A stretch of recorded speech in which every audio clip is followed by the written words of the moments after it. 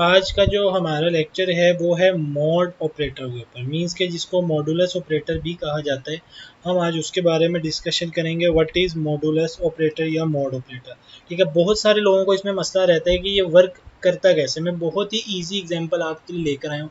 I hope आपको इंशाल्लाह ताला उम्मीद है कि समझ आ जाएगी। ठीक है जी। सबसे पहले एक मैंने यहाँ पे एक इंटीजर डिफाइन किया जिसके अंदर 3 वेरिएबल हैं एक्स वाई जी। इन तीनों के जो डाटा टाइप है वो क्या है, इंटीजर है। सी आउट के अंदर मैं फर्स्ट वैल्यू इनपुट करवा रहा हूँ यूज़र से कि एंटर वैल्यू ऑफ एक्स। ठीक है जी। ये एक छोटी सी एग्जांपल मैंने बनाई है एक्स और वाई से मिलाकर। ठीक है जी।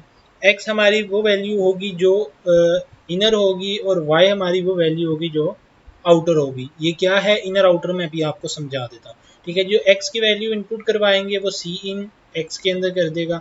उसके बाद जब सी आउट सेकंड वैल्यू और किसकी, सॉरी यहाँ पर हमने लिखना था वाई। ठीक है जी, वाई और सी इन के ज़रिए हम वाई के अंदर इनपुट करवा रहे हैं, और यहाँ पर जी के ज़रिए हम क्या कर रहे हैं, ये एक अपना मॉडुलस ऑपरेटर हमने, जो कि मैथ्स के अंदर तो हम शायद परसेंटेज के लिए इस्तेमाल करते हैं, बट कंप्यूटर के अंदर हम इसको मॉडुलस ऑपरेटर या मॉड ऑपरेटर कहते हैं। ठीक है जी। कंप्यूटर के अंदर डिवाइड के लिए ये साइन यूज़ होता है और हमारे मोड के लिए ये होता है। ठीक है, ये परसेंटेज का साइन कंप्यूटर के अंदर इस तरह यूज़ नहीं होता। और सिंपल सी out modulus of x and y is, और जी के अंदर जो वैल्यू होगी वो आ जाएगी। अब हमने समझना ये है कि हमें कैसे पता चलेगा कि हम एक्स कौन सी वैल्यू होगी और वाई कौन सी वैल्यू होगी। तो सबसे पहले एक डायग्राम मैंने आपके लिए बनाई है, आप इसको ज़रा चेक करें। तो ये एक हमारे पास डायग्राम है वाई एंड एक्स। तो जो भी वैल्यू होगी एक्स, ठीक है, फर्स्ट वैल्यू वो किधर होगी, ये इनर वैल्यू होगी। ठीक है जी। जो एक्स होगी वो हमेशा अंदर जाएगी ये डिवीजन के अंदर। ठीक है जी। और जो वाई होगी वो बाहर आएगी। ठीक है जी, जो जिससे हम डिवाइड कर रहे होंगे। और ठीक है जी।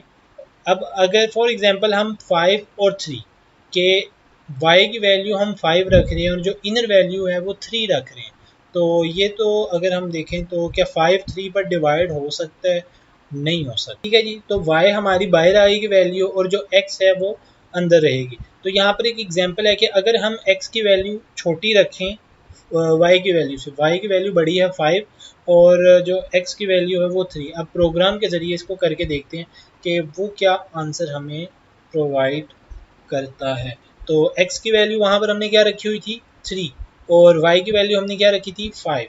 तो अगर एंटर प्रेस करें तो इन दोनों का मोड 3 ही आ गया। मीन्स के हमने एक ये छोटा सा कह लें कि रट्टा लगाना है कि जो वैल्यू, अगर एक्स की वैल्यू छोटी आ जाती है वाई की वैल्यू से, तो एज इट इज़ आंसर आपने वही जनरेट करवा देना। ठीक है जी।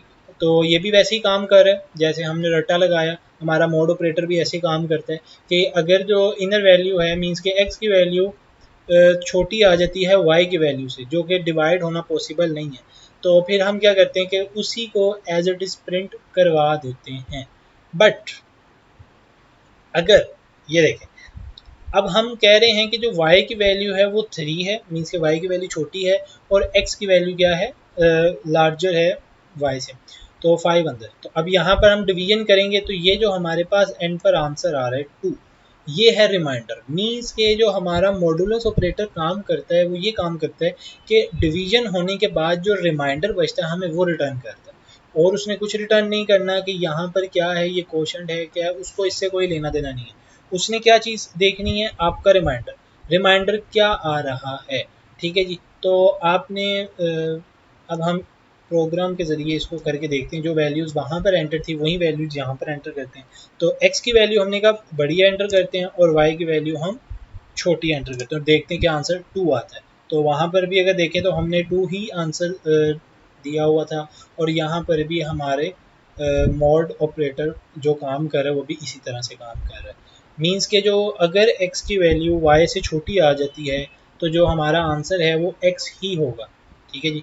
बट अगर x की वैल्यू बड़ी आ जाती है y से और y की वैल्यू छोटी आ जाती है, तो फिर हम क्या करेंगे, उसका कैलकुलेशन कंप्यूटर परफॉर्म करेगा और एट दी एंड जो आंसर बच रहा होगा, जो कि जिसको हम रिमाइंडर कह रहे हैं, ठीक है जी, वो हमें आंसर रिटर्न कर दिया जाएगा।